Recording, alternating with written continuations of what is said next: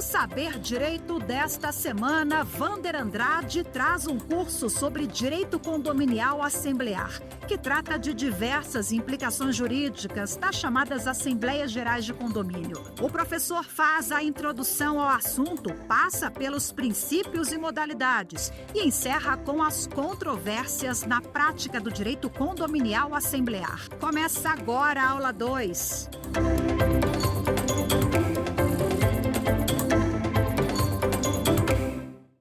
Olá, eu sou o professor Wander Andrade. Estamos tratando do tema Direito Condominial Assemblear, as diversas implicações jurídicas que impactam as chamadas Assembleias Gerais de Condôminos. Você pode me encontrar nas redes sociais a partir do meu Instagram, @WanderFDeAndrade, e também no meu site www.institutowanderandrade.com.br. Vamos diretamente ao tema que nos importa, vamos diretamente ao assunto que nos trouxe até aqui. Hoje falaremos dos princípios do direito condominial assemblear. Para entendermos a importância dos princípios, nós precisamos fazer aqui uma breve introdução e lembrarmos que a partir do neoconstitucionalismo, a partir dos ensinamentos lá nos Estados Unidos, do professor Ronald Dworkin, professor da Universidade de Nova York, e do professor alemão Robert Alexy, nós tivemos uma nova visão dos princípios. Os princípios jurídicos que, no passado, à luz da LINDB, da Lei de Introdução às Normas do Direito Brasileiro, antiga LICC, Lei de Introdução ao Código Civil, eram vistos tão somente como ferramentas, como mecanismos para suprimento e comatação de lacunas legais. Hoje, na luz sobre o novo viés, sobre a nova compreensão decorrente do neoconstitucionalismo, os princípios jurídicos se tornaram normas jurídicas. Isso quer dizer que eles são mandados de otimização, como diz o professor Alexy. Significa dizer que eles têm que ser obedecidos, têm que ser aplicados. E o Poder Judiciário brasileiro tem, em inúmeras decisões, evocado e fundamentado as suas sentenças, os seus despachos, as suas decisões diretamente nos princípios, sejam eles princípios do direito privado, sejam eles princípios do direito condominial, e no caso, como estamos aqui nos referindo, aos princípios do direito condominial assemblear. Os princípios são tão importantes que o professor Celso Antônio Bandeira de Mello chega a dizer que mais grave do que violar uma regra é violar um princípio. E nesse tocante eu não posso confundir o que é regra e o que é princípio. O professor Dworkin nos ajuda nesse tocante. Ele diz o seguinte: a regra se sujeita a um sistema de vale tudo ou de vale nada. Uma regra pode ser revogada, uma regra pode ser modificada. Por exemplo, quando lá no Código Civil eu afirmo que o quórum para alteração de uma convenção de condomínio deve ser de 2/3, isso não é um princípio, isso é uma regra que pode ser alterada, que pode ser modificada e que se sujeita a um confronto de tudo ou nada. Isto é uma regra. Já um princípio, não. O princípio é uma norma mais abrangente, é uma norma matricial, é uma norma que subjaz a todo o sistema. Os princípios, eles têm inúmeras funções. Eles têm funções hermenêuticas, eles têm funções interpretativas. Os princípios devem servir de balizas para o legislador. Quando o legislador vai criar uma norma, e lembre-se você que lá na Assembleia Geral de Condôminos nós temos, por assim dizer, uma Assembleia Legislativa, a Assembleia não pode aviltar, desrespeitar, vilipendiar ou agredir os princípios, porque eles são normas e, portanto, precisamos conhecê-las. As normas que são as vigas mestras da estrutura jurídica, as normas que são a base, o lastro, o supedâneo no qual se assenta o edifício do ordenamento jurídico condominial. Vamos falar, portanto, dos princípios do direito condominial assemblear. E vamos começar falando de um dos princípios que permeia diversos ramos do direito. Ele está presente no direito penal, ele está presente no direito tributário e certamente também está presente no direito condominial assemblear. Eu estou falando do princípio da legalidade. O princípio da legalidade impõe, como diz o artigo 5º, inciso 2º da Constituição Federal, que ninguém será obrigado a fazer ou deixar de fazer, senão em virtude de lei. Isso quer dizer que na gestão de condomínios e que também na vida de condôminos, todos nós devemos obediência à lei. Existe uma lei de regência dos condomínios edilícios. A lei mais importante aplicável aos condomínios edilícios é o Código Civil Brasileiro, particularmente nos seus artigos 1331 a 1358. Ali encontraremos o corpo normativo, o corpo legislativo, a ordem jurídica condominial, que inclusive vai orientar a realização das assembleias. É o Código Civil que diz, por exemplo, que a Assembleia Geral Ordinária tem que ser realizada todos os anos. É o Código Civil Brasileiro que diz, por exemplo, que a Assembleia pode ser permanente, que a Assembleia pode se dar por via remota. Percebam vocês, há inúmeras interferências, intervenções, temos verdadeiras normas cogentes, normas obrigatórias, normas impositivas, normas com as quais não podemos tergiversar, normas com as quais precisamos rigorosamente obedecer e acatar, sob pena de gerar nulidade à própria Assembleia. Portanto, não podemos nos afastar da legalidade, temos que cumprir os comandos legais e, quando assim agimos, estamos obedecendo o princípio da legalidade, que é um princípio do direito condominial assemblear. Outro princípio que eu particularmente tenho grande apreço é o princípio da convencionalidade. O princípio da convencionalidade pode também ser chamado de princípio da força normativa da convenção. Se por um lado a legalidade diz respeito à lei, se por um lado a legalidade diz respeito à lei de regência dos condomínios edilícios e a necessidade de sua obediência, o princípio da convencionalidade ou da força normativa da convenção é aquele que remete o condômino, que remete o presidente da Assembleia, que remete o síndico e todos aqueles que o assessoram, tais e quais os conselheiros, tais e quais as administradoras de condomínio que também suportam, dão apoio ao síndico na realização das assembleias, que eles devem obedecer às normas convencionais, as normas que estão na convenção e que se aplicam à Assembleia de Condomínios. Vamos lembrar que o Código Civil Brasileiro, quando fala das assembleias, ele o faz de forma genérica.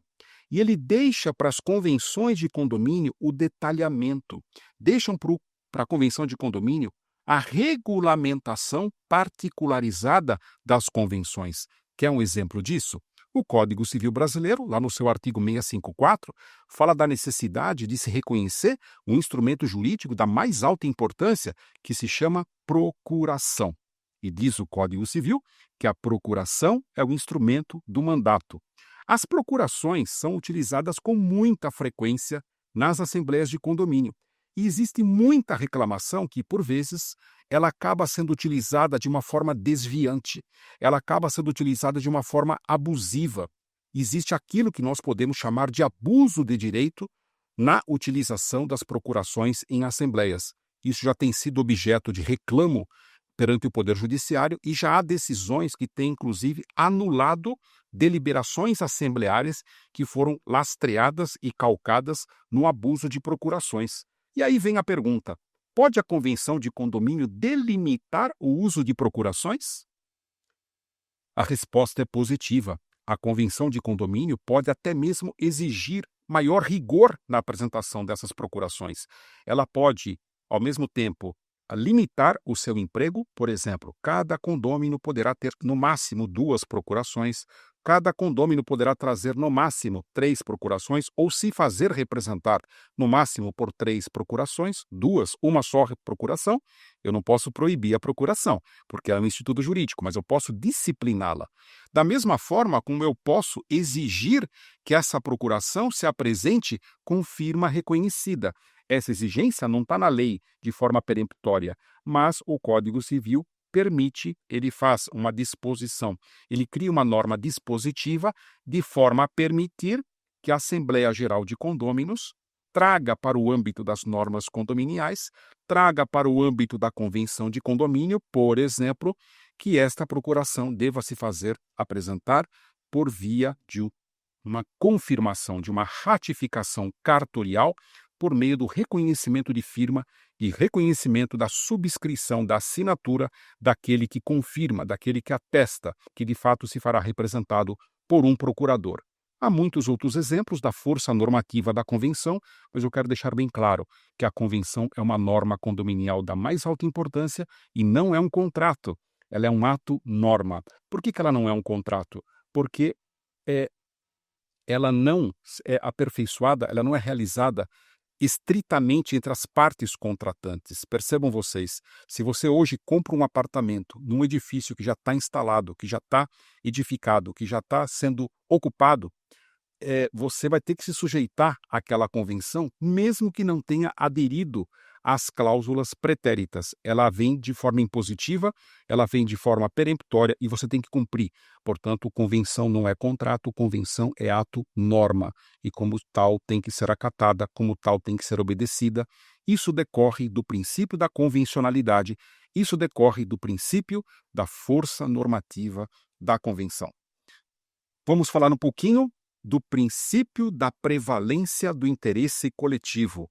Esse é um princípio muito importante dentro dos condomínios. Nos condomínios, pessoal, nós vamos encontrar muitas vezes expectativas antagônicas. Nos condomínios, nós vamos encontrar muitas vezes interesses que não são congruentes, interesses que acabam se manifestando de forma divergente. Como resolver isso? A Assembleia Geral de Condôminos é um caminho. As normas condominiais e sua aplicação representam um outro caminho.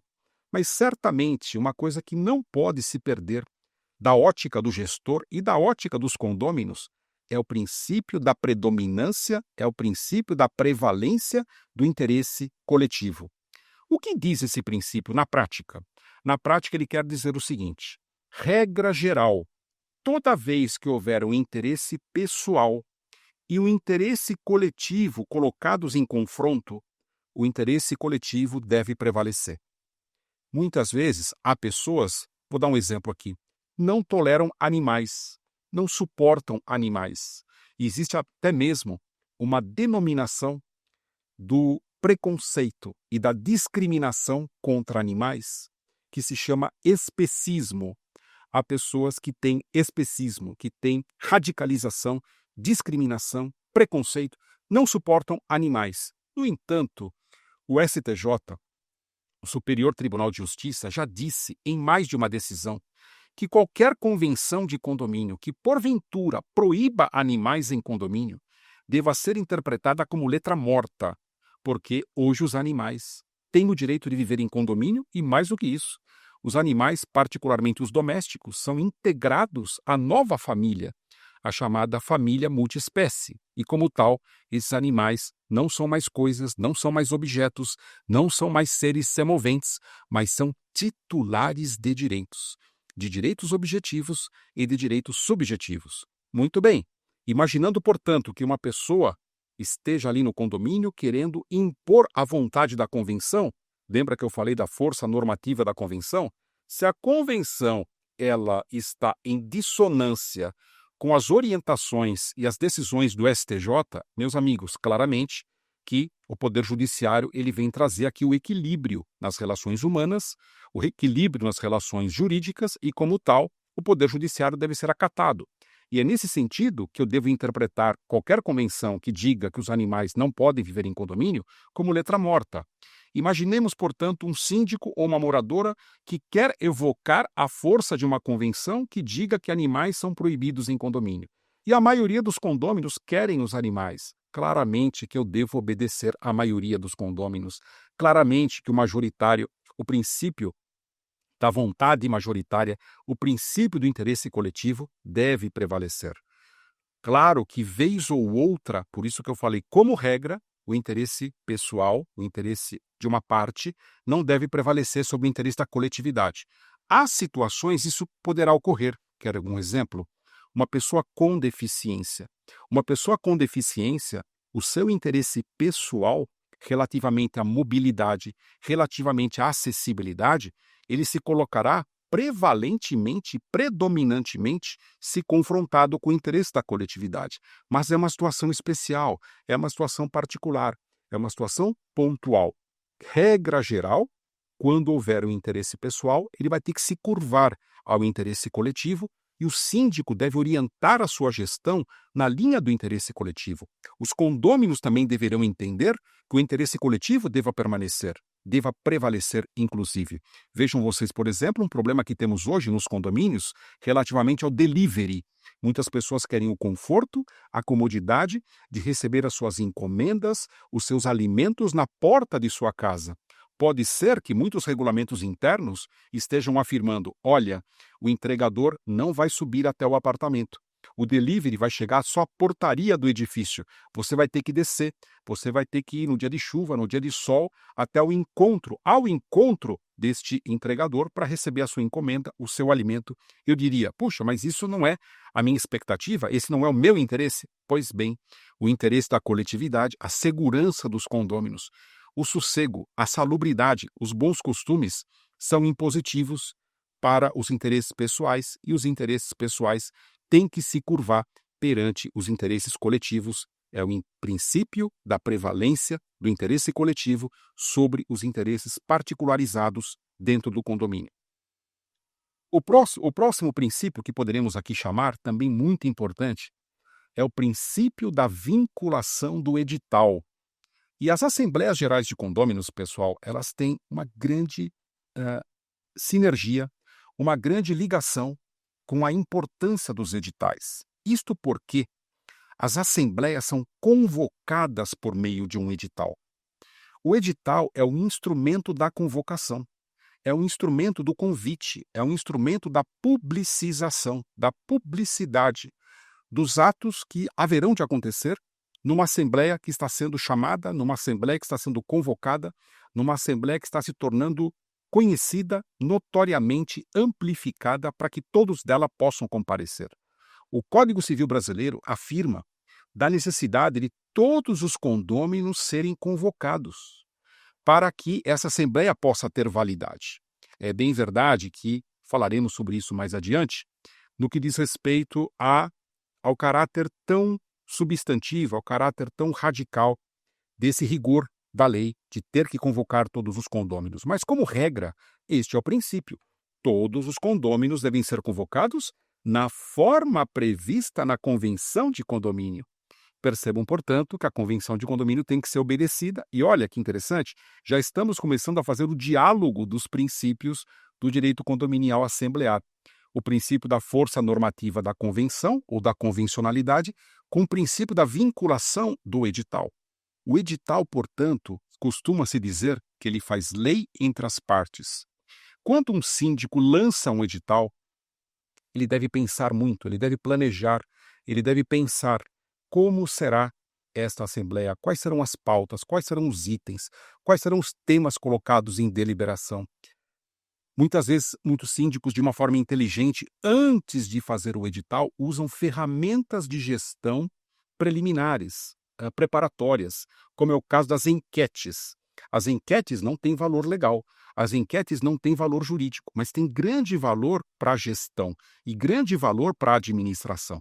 Imagine, por exemplo, se por meio de uma enquete eu detecto que é uma grande vontade dos condôminos em que o prédio seja pintado numa determinada cor, eu posso levar essa cor como uma possibilidade de opção dentro da Assembleia Geral de Condôminos, a título mero de ilustração. Mas o que eu quero que vocês entendam é que o edital ele faz parte da primeira parte da Assembleia. Como assim, professor? Primeira parte da Assembleia? Pois é, a Assembleia Geral de Condôminos ela tem duas partes muito claras que a dividem e que a separam. A primeira parte é uma parte invisível, como eu assim denomino, é a fase da elaboração da Assembleia, quando os temas serão escolhidos, quando o edital será redigido, quando o edital será formatado. Uma vez formalizado, uma vez consubstanciado o edital, eu terminei a fase primeira, eu terminei a fase preliminar. E quando eu torno esse edital conhecido, quando eu publico este edital, seja por meio da internet, seja por meio das redes sociais, seja por meio das cartas registradas que eventualmente a convenção determine que eu deva enviar, seja da forma estabelecida na convenção, eu já estou na segunda etapa da Assembleia. A segunda etapa da Assembleia é a fase visível, é aquela fase que ela já se torna conhecida e ela vai se tornar operacionalizável no dia de sua efetiva realização. Mas esse edital já publicado, esse edital já lançado ao conhecimento dos moradores, ele faz com que aquelas regras ali também estabelecidas sejam cumpridas e devam ser acatadas. Estou me referindo a algumas diretivas, algumas diretrizes que o edital deve conter. Por exemplo, quando nos referimos a uma assembleia remota, a uma assembleia por meio virtual, também chamada de assembleia eletrônica, é imperativo, de acordo com o artigo 1354, letra A, em alguns de seus incisos, a necessidade de haver ali um aviso prévio. Qual será a forma de acesso? Eu vou ter um link, esse link será compartilhado, haverá uma senha para que eu adentre a essa assembleia virtual? Essa assembleia será somente virtual ou também será de forma híbrida, permitindo que possam pessoas presencialmente e pessoas à distância dela também poder participar? Portanto, todo o descritivo deverá estar contido no edital, a forma de acesso à assembleia. Se o edital disser, muitas vezes, o que a própria lei diz, reafirmando o que ela diz, certamente deveremos também atentar para isso. Alguns editais alertam para o fato de que uma família inteira não deve comparecer na Assembleia, mas somente um representante por unidade. Outros editais vão lembrar que somente os adimplentes deverão participar e votar da Assembleia. Isso não decorre do edital, decorre do Código Civil Brasileiro, mas nada impede que os editais também lembrem e relembrem os condôminos dos seus deveres condominiais. Uma coisa é certa, o edital é um instrumento importantíssimo, um edital mal elaborado pode ser objeto de um desastre de uma assembleia, mas a recíproca também é verdadeira. Um edital bem elaborado será uma razão de sucesso pleno para uma assembleia exitosa. Temos ainda o princípio democrático, ou princípio majoritário, que se aproxima muito do princípio da prevalência do interesse coletivo. Mas o princípio democrático, o princípio majoritário, ele está analisado estritamente sobre o ângulo da Assembleia. E ele quer dizer o seguinte, que as decisões da Assembleia deverão ser submetidas ao crivo dos condôminos em votação. Cada item de pauta que tenha caráter deliberativo, friso. Cada item de pauta que tenha caráter decisório. Nem todos os itens de pauta têm caráter decisório ou deliberativo. Alguns têm caráter informativo, outros têm caráter negocial, outros têm caráter meramente pedagógico. Mas os grandes itens decisórios, os grandes itens deliberativos, eu vou ter que colher a manifestação dos condôminos. Esta manifestação pode ser colhida na forma eletrônica, pode ser colhida na forma de voto, pode ser um voto aberto, pode ser um voto fechado, a depender do que regram as normas condominiais internas, preferindo-se o voto aberto, porque estamos falando de uma democracia condominial. De toda sorte, pessoal, na democracia condominial, o princípio democrático deve ser observado, segundo o qual o voto da maioria, a vontade majoritária, explanada, explicitada nos votos, deve ser obedecida, deve ser acatada. Muitas vezes, numa eleição de síndico, eu tenho o candidato X, e eu gostaria que o candidato X fosse eleito, mas o candidato Y é quem foi eleito, a maioria votou no candidato Y, de quem eu não gosto, de quem eu não tenho nenhuma aderência para com os seus projetos, mas eu vou ter que aceitar, eu vou ter que me curvar. É da regra do jogo democrático, ter que aceitar, por vezes, até mesmo a alternância de poder, tal e qual ocorre nos municípios, tal e qual ocorre nos estados, na União, no governo federal, em todas as instâncias colegiadas que temos o sistema de voto e de eleição, nós temos que entender que existem mandatos, no exemplo da eleição do síndico. Mas não é só isso. Há inúmeras outras situações muito importantes. Por exemplo, a fixação de uma cota condominial. O quanto se haverá de pagar, a taxa mensal de condomínio que cada condômino deverá arcar, deverá cumprir. Certamente o síndico haverá de demonstrar por meio de planilhas, por meio de receitas, por meio de despesas, por meio de estudos, de estatísticas, de projeções. Aquilo que se espera para o próximo ano não se fala, obviamente, em um diagnóstico orçamentário, mas sim num prognóstico orçamentário, é aquilo que se coloca numa assembleia. Porém, é preciso que a assembleia vote.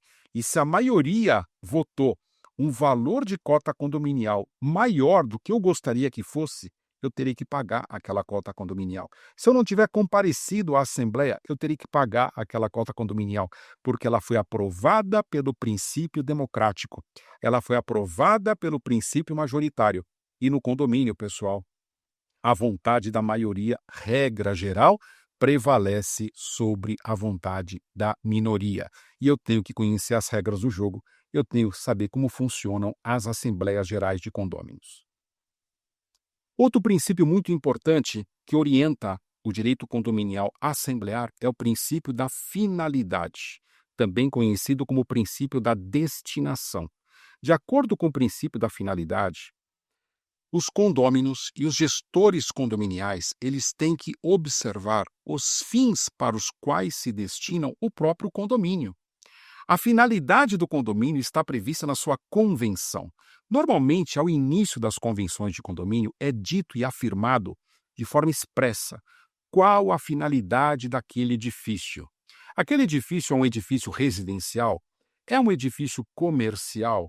É um edifício misto? É um edifício multimodal? Eu estou me referindo a um condomínio de lotes, a um condomínio de galpões, um condomínio industrial. Eu estou me referindo a multipropriedade? Tudo isso a convenção haverá de dizer. Imaginemos, portanto, se eu tenho um condomínio residencial. Será que eu posso exercer atividades comerciais? Essa é uma pergunta muito interessante. E a resposta não é tão simples, porque hoje existe, a título de exemplo, o comércio eletrônico. Eu posso estar dentro do meu apartamento, realizando comércio eletrônico, tendo uma loja virtual que não impacta a vida condominial, não traz desassossego, não importuna ninguém, ninguém sequer sabe que eu desenvolvo uma atividade eletrônica virtual, comercial, remota. E é claro que esse tipo de atividade comercial não terá nenhum problema. Pode ser que eu tenha um professor que venda aulas pela internet. Pode ser que eu tenha um arquiteto que vende projetos, engenheiro que vende os seus trabalhos, os seus serviços por meio da internet dentro do seu apartamento residencial. Isso não terá nenhum problema, porque não impacta a vida condominial. Contudo, pode acontecer de algumas atividades comerciais, diferentemente desses exemplos que eu citei, impactarem negativamente o conforto, a tranquilidade, a paz condominial. Se isso ocorrer, essa atividade não pode ser permitida, não pode ser autorizada, porque nós temos que evocar a finalidade residencial. E se essa matéria chegar às assembleias condominiais, o gestor e os condôminos, os conselheiros e todos aqueles que operam no mercado condominial, como os advogados condominialistas, como as empresas administradoras, devem zelar pela finalidade daquele item, daquela área comum que eventualmente está sendo arguida o seu tipo de uso. Eu estou me referindo, por exemplo, à possibilidade de usar o salão de festas do condomínio. Vamos imaginar que ele está na pauta da Assembleia, está na pauta da sessão assemblear, autorizar o salão de festas a ser utilizado para encontros de caráter político ou encontros de caráter religioso. O que deve se postar, como deve se posicionar a Assembleia num condomínio residencial? A Assembleia deve refutar, a Assembleia deve rechaçar, a Assembleia deve se posicionar de forma refratária a essas propostas. Porque a proposta de fazer com que um salão de festas tenha fins políticos, partidários ou fins religiosos é totalmente contrária à finalidade residencial do edifício. É dito lá no artigo 1335 e também no artigo 1336, nos direitos e deveres dos condôminos, que os condôminos têm o direito de usar as suas áreas, tanto a privativa quanto a área comum, de acordo com a sua destinação. Leia-se, de acordo com a finalidade. Daí porque o princípio da finalidade é fundamental dentro dos condomínios, Há pessoas querendo usar vagas de garagem para deixar depósitos, para deixar entulhos, e certamente que isso contraria o princípio da finalidade. Então, situações como essa mostram a importância de conhecermos os princípios. Situações concretas demonstram como é relevante nós dominarmos essas ferramentas de natureza principiológica. Temos ainda o princípio da participação. O princípio da participação, ele convida os condôminos a se fazerem presentes nas assembleias de condomínio. Lamentavelmente, os números estatísticos não são positivos quando você se refere à participação de condôminos em assembleias. Alguns estudos falam em 20%, outros falam em no máximo 30%, mas há percentuais abaixo de 14% de participantes em assembleias. O direito de participar é um direito do condômino. O direito de participar está consagrado no Código Civil Brasileiro, dentre os direitos do condômino, lá no artigo 1335. E participar significa muito. Nós falaremos sobre o que significa participar. Eu cheguei a enumerar e a enunciar 9 verbos que decorrem do verbo participar. Nós haveremos de falar ainda sobre isso. Mas eu quero deixar claro e patente: o direito de participação é um direito inerente ao proprietário. O direito de participação é um direito inerente ao condômino. O direito de participação nas assembleias implica em estar presente, em deliberar, em manifestar sua voz, em votar, em decidir, em fazer com que as normas condominiais sejam criadas, sejam estabelecidas, sejam oponíveis perante todos, a título de ilustração. Temos ainda o princípio da transparência ou princípio da publicidade. As decisões da Assembleia têm que ser tornadas do conhecimento dos condôminos. Como que isso se dará? Ao início, quando o edital se torna público, e também ao final, quando a ata é redigida. Quando a ata é redigida, é de bom alvitre, é uma diretiva própria das práticas de boa governança, que esta ata seja levada a registro em cartório.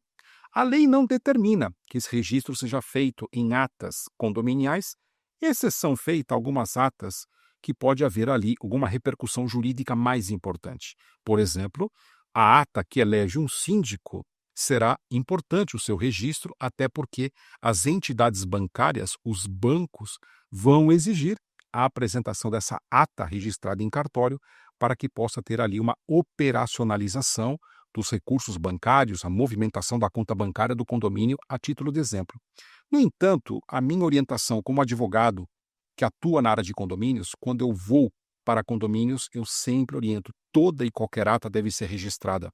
Isto porque você previne extravios, você permite ampla publicidade e qualquer pessoa pode ter conhecimento e qualquer pessoa pode ter ciência. Mas eu vou mais longe. Eu oriento os síndicos a fazerem com que outros mecanismos adicionais de publicidade na linha da maior transparência também torne conhecido dos condôminos e dos interessados não somente as atas, mas também os editais. Não somente os editais, mas as decisões que contêm aquelas assembleias de condôminos e que foram transportadas para o interior, as atas que registram as grandes deliberações desta mesma assembleia. Do que eu estou falando? Eu estou falando, hoje nós temos tecnologias, hoje nós temos aplicativos. Muitos condomínios permitem que o seu condômino, que o seu morador, possa acessar as atas, possa acessar os editais, possa acessar os orçamentos, as notas fiscais, os contratos, por meio de aplicativos. Olha que coisa fantástica. O síndico que assim se conduz está adotando uma prática de boa governança, está adotando o princípio do compliance, está adotando o princípio da transparência, o princípio da ampla publicidade. Portanto, quanto mais ampla for esta notícia, quanto maior for esta publicidade, melhor para o síndico, para a gestão, para os condôminos, todos ganham. E a transparência é um sinal de integridade, a transparência é um sinal de honestidade, a transparência é um sinal de que as coisas estão sendo conduzidas e de que não há nada a esconder. Isso é muito bom, isso é muito positivo, é muito propositivo e é algo que as assembleias orientam para que seja feito. Algumas convenções chegam a determinar o prazo pelo qual aquela ata deverá ser conhecida, deverá ser tornada conhecida. Já vi muitas convenções dizerem, em 8 dias, esta ata tem que ser publicada. Olha que importante, olha que interessante, é o princípio da força normativa da convenção, é o princípio da convencionalidade, reforçando a importância do princípio da transparência, reforçando o princípio da publicidade. São princípios do direito condominial assemblear. Vamos falar agora do princípio da formalidade. Nas assembleias condominiais, as decisões têm que ser traduzidas, transcritas, transportadas e reduzidas a termo. Elas têm que ser levadas para o âmbito de documentos. Nós acabamos de falar da ata. E a ata da Assembleia é um documento formal, é um documento solene. Muitas pessoas reclamam que a ata não contém tudo o que foi deliberado na Assembleia. Esta frase é muito perigosa. Claro que a ata deve transportar para o seu texto, claro que a ata deve reproduzir o quanto possível as mais relevantes informações, as mais relevantes decisões, aquilo foi colocado em pauta, aquilo que foi debatido e aquilo que foi decidido. Por óbvio que a ata não é a transcrição absoluta de todas as falas, de todos os reclamos, de todos os apontamentos. A ata acaba sendo uma síntese, a ata acaba sendo um resumo das grandes decisões. Ela deve, sim, ser um espelho da realidade, deve ser um espelho daquilo que ocorreu numa assembleia condominial. Contudo, é muito importante que ela seja uma reprodução da verdade. Já houve casos em que eu, como advogado, tive que levar ao conhecimento das autoridades policiais o conhecimento de uma falsidade ideológica esculpida, inserida dentro de uma ata. E o síndico atualmente está respondendo a um processo criminal de falsidade ideológica, de crime contra a fé pública, respondendo pela prática do artigo 299 do Código Penal Brasileiro, o que demonstra que a falta de cuidado, a falta de atenção, o dolo, a intenção deliberada de praticar condutas erráticas, condutas desviantes, comportamentos delituosos, deve estar dissociada, deve estar afastada das boas práticas condominiais. Nesse tocante, a ata é um documento formal, mas não somente ela. Os votos também são manifestações formais. Os votos são manifestações solenes. Por vezes, a palavra de um condômino, quando ele pede para que seja constada em ata, para que seja registrada em ata, se não for uma frase aviltante, se não for uma frase ofensiva, se não for um impropério, se não for uma acusação absolutamente impertinente, terá cabimento, terá que ser transportada para a ata, porque a ata representa essa formalização. Mas não é só a ata que deve obedecer ao princípio da formalidade, também o edital. O edital deve ser formal, deve obedecer o que diz a convenção. Muitas vezes a convocação dos condôminos, que deve ser formal, que deve obedecer à forma prevista na convenção, não pode ser sonegada, não pode ser subtraída. Se a convenção diz que a convocação se dará por meio de carta registrada, eu tenho que mandar cartas registradas aos condôminos. Não importa se isso tem um custo, porque isso foi traduzido como vontade do coletivo na convenção condominial. E até que se prove em contrário, a convenção é a vontade dos condôminos, não é isso? Como diria Rousseau, a lei é a vontade do povo, e nesse tocante a convenção é a vontade dos condôminos. Traduzido para cá, claro que a convenção pode ser modernizada, pode ser atualizada, claro que eu posso até mesmo convocar por meios virtuais, por instrumentos como o e-mail, mas para isso a convenção tem que ser alterada ou essas regras têm que ser criadas. Tudo pela Assembleia dos Condôminos, dentro do seu poder normativo. Com isso, nós estaremos respeitando a solenidade, a formalidade dos atos documentais, dos expedientes documentais das Assembleias, tais como o edital, tais como a carta de convocação, tais como a ata da própria Assembleia, tais como impugnações que possam ser apresentadas perante a Assembleia e tantos outros expedientes de natureza documental. Outro princípio importante aplicável às assembleias, mas não a todas as assembleias, é o princípio da temporariedade. O que diz o princípio da temporariedade? Segundo esse princípio, as assembleias têm uma hora para terminar e uma hora para encerrar, um dia para começar e um dia para terminar. As assembleias não podem ficar abertas indefinidamente. Aliás, essa expressão assembleia aberta representa uma aberração, representa um desvirtuamento e, lamentavelmente, nós identificamos vez ou outra pessoas realizando e praticando chamadas assembleias abertas. O que é isso, Wander, uma assembleia aberta? A assembleia aberta é aquela que abre num determinado dia, fecha num outro dia e, durante esse período, votos vão sendo coligidos, votos vão sendo coletados, sendo que essa Assembleia Aberta não tem fundamento legal, não tem base legal, não tem lastro na lei. O que significa dizer que uma Assembleia Aberta, por ser refratária ao comando legal, lembra do princípio da legalidade, ela pode ser impugnada por qualquer condômino, ela vai ser apontada como nula e ela não vai gerar efeito jurídico nenhum. Não confunda com a Assembleia Permanente, que tem fundamento legal no seu artigo 1353, particularmente na letra A e seus incisos. Eu quero lembrar que tanto a Assembleia singular, aquela que é convocada para um único dia, em que pese muitas vezes ela se alongar, às vezes ao longo da noite, terminar tarde, em virtude dos debates intensos que possam ter sido trazidos, em virtude da falta de cuidado do síndico, que colocou muitos itens na pauta, não deveria fazê-lo, da falta de cuidado do síndico, colocou assuntos gerais como último item de pauta, certamente um item censurável, reprovável, que nós não indicamos que seja feito, conquanto não seja ilegal, mas não pode nada deliberar. Pergunta-se por que trazê-lo, então, sobre o prisma de uma efetividade. Nesse tocante, pessoal, devemos lembrar, portanto, essa questão da temporariedade, ou seja, as assembleias, conquanto até podem ser alongadas, conquanto até possam avançar no horário, deverão terminar naquele mesmo dia, presumidamente. Até podem avançar à madrugada, mas deverão terminar naquele mesmo dia. Essa é a lógica do princípio da temporariedade. Percebam vocês que até mesmo a Assembleia Permanente, que diversamente na Assembleia Aberta tem fundamento legal, ela também tem um prazo para terminar.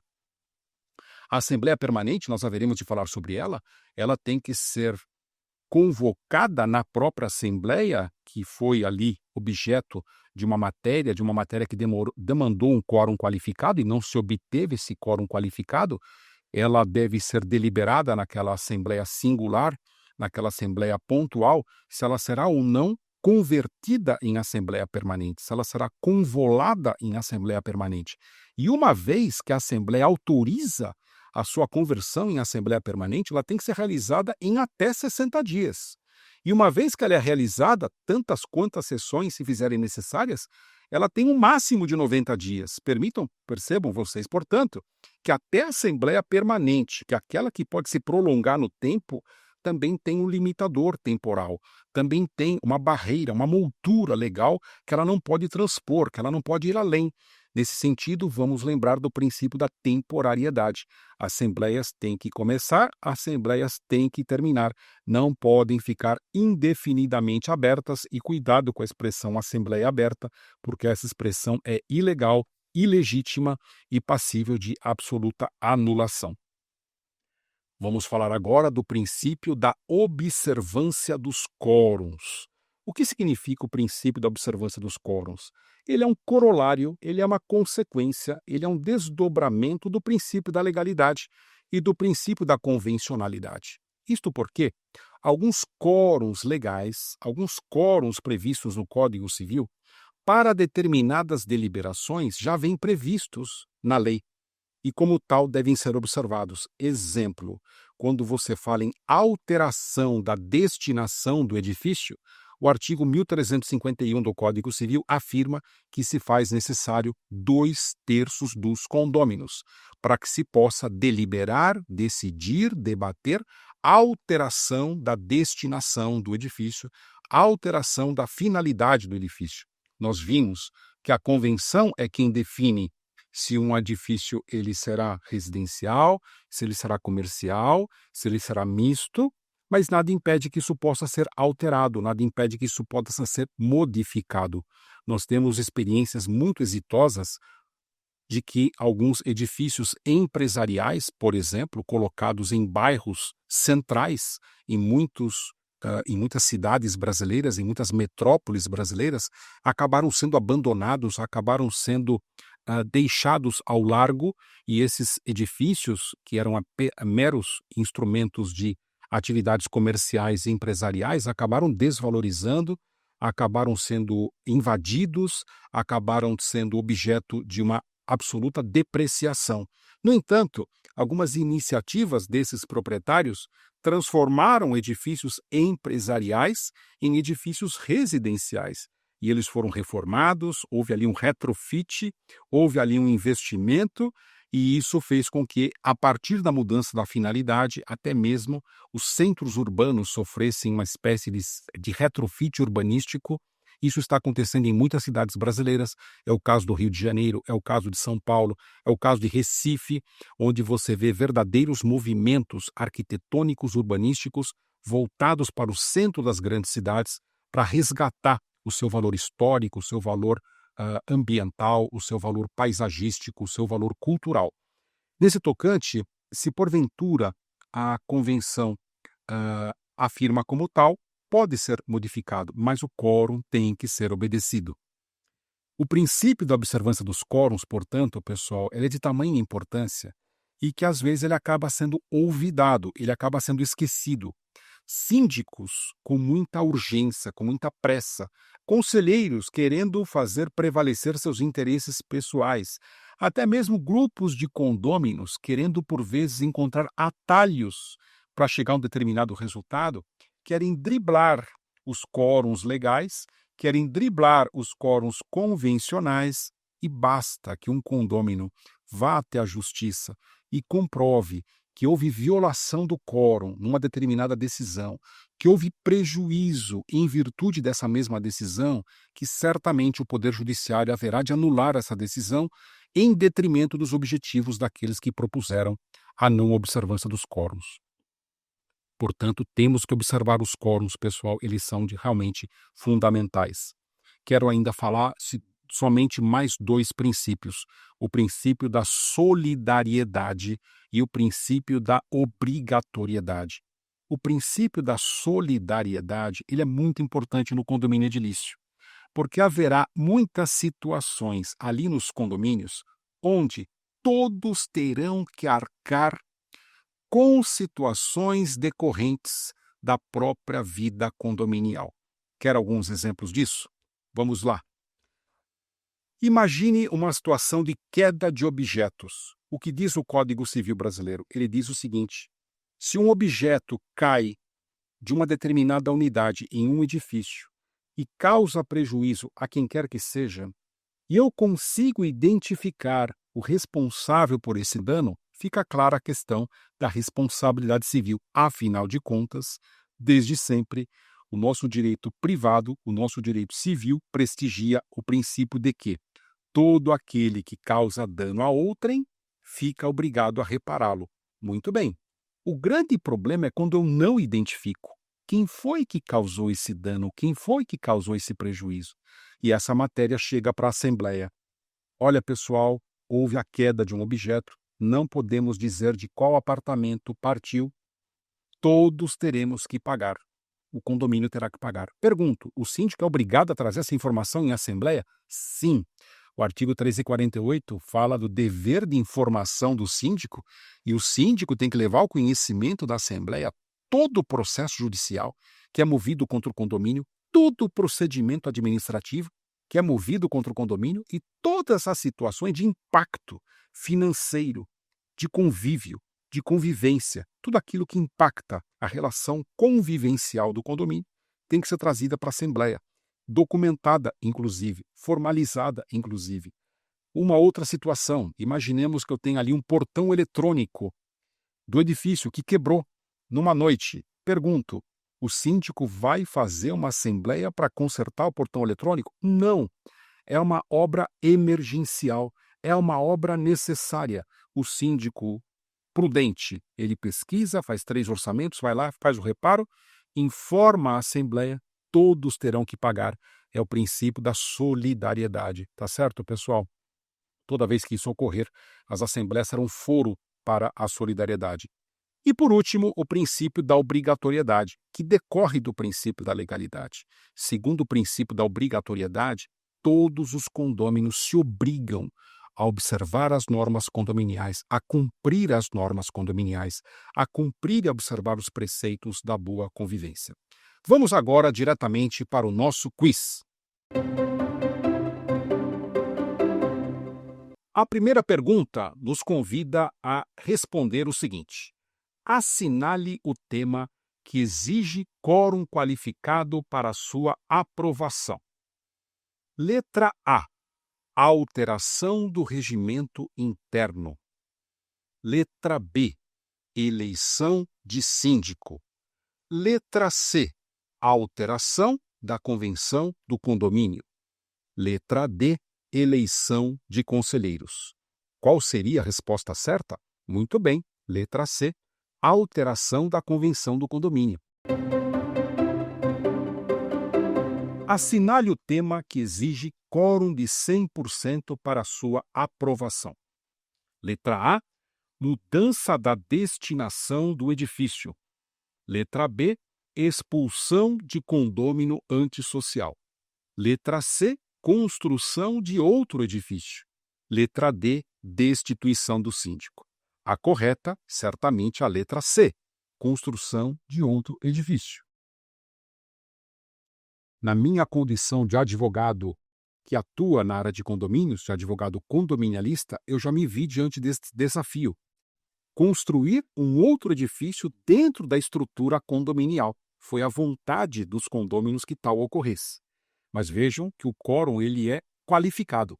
Ele exige a unanimidade, a integralidade de todos os condôminos. E aqui, nesse momento, não entra em campo se o condômino está adimplente ou se ele não está adimplente. É 100% da vontade de todos os coproprietários para que eu possa construir, se possível, um outro edifício dentro da estrutura desse referido condomínio. Segundo o Código Civil, está autorizado a convocar a Assembleia Geral Ordinária, letra A, o presidente da Assembleia. Letra B, 1/10 dos condôminos. Letra C, o síndico. Letra D, 1/4 dos condôminos, desde que quites com suas obrigações. A alternativa correta é a letra C, o síndico. Dentre as competências legais do síndico previstas no artigo 1348 do Código Civil, encontra-se o poder, a faculdade e o dever de convocar assembleias gerais. O síndico pode convocar assembleias gerais ordinárias, assembleias gerais extraordinárias. E vai aqui uma lembrança dentro do princípio da formalidade. Ele deve assinar o termo de convocação. Como ele é autoridade convocante, como ele é a pessoa que convoca, ele deve assinar o edital de convocação. Já houve casos de nulidade de assembleia por estar ausente a assinatura do síndico no termo de convocação e, o pior que isso, outra pessoa ter assinado sem estar autorizada pela Assembleia Geral de Condôminos. É isso, meus amigos. Até o próximo encontro. Quer dar alguma sugestão de tema para os cursos do Saber Direito?